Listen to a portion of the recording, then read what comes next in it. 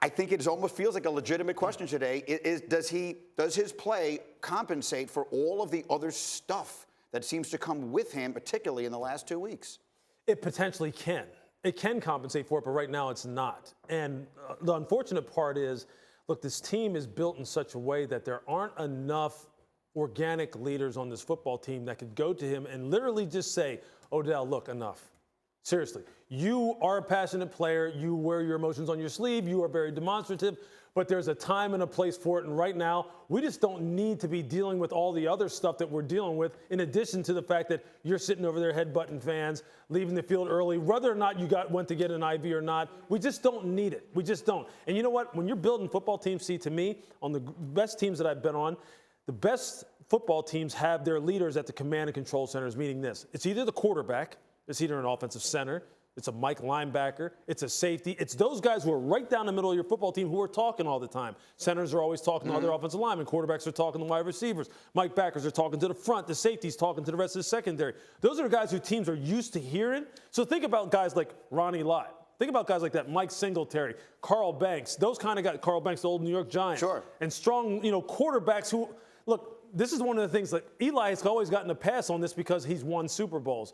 But he's not that guy. He's not that guy to be able to tell, Odell, shut up, sit down, listen to me, and that's what they need. I genuinely wonder, though, if there is anyone who could say that stuff to Odell. Odell reminds me a lot of Terrell Owens. He's going to do his thing. He is going to be concerned about what he's concerned about, and I don't know that anything that happens in that locker room is going to impact him.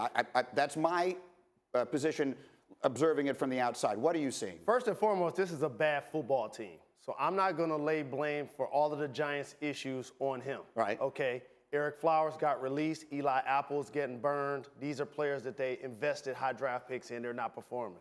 They paid Nate Solder to be an offensive lineman and protect Eli's blind side. He's not doing a good job. The defense got torched yesterday. Yeah. So first and foremost. Now, the reason why I love team sports is because you have to sacrifice a lot of me to invest in we. And if you're the most talented player, which Odell Beckham is, you're automatically put in position of leadership. It just happens because you're the most talented guy. People are going to follow you. You don't think Sterling Shepard looks up to Odell Beckham? Of course he does, on the field and what he's been able to accomplish off the field. But however, that level of behavior, when you go to the media and say, I want to win, I want to highlight that term. I saw this with Jimmy Butler too. I want to win. That's like when people tell me, I want to be rich. I want to be happy. I want to get respect. At some point, you got to sacrifice for those things to take place. When your behavior is something that takes away the concentration from the team, now you become a distraction. We're talking about our poor play, but we're also talking about your behavior. You kicking the net, you hitting the fan. Like, these are adults. They don't want to deal with that. Yeah. And they're forced to deal with that, and it compounds the issue. And let me tell you this, even though he's the best player, you don't have to necessarily be the best player to be the most respected guy on the football team, but there's clearly no one on that football team that literally can go up to him and grab him where he'll actually go, you know what, even though maybe you're not as good as me, I respect you either because of your longevity, your professionalism, how you handle yourself, or there's no one that can check him, and that's a problem.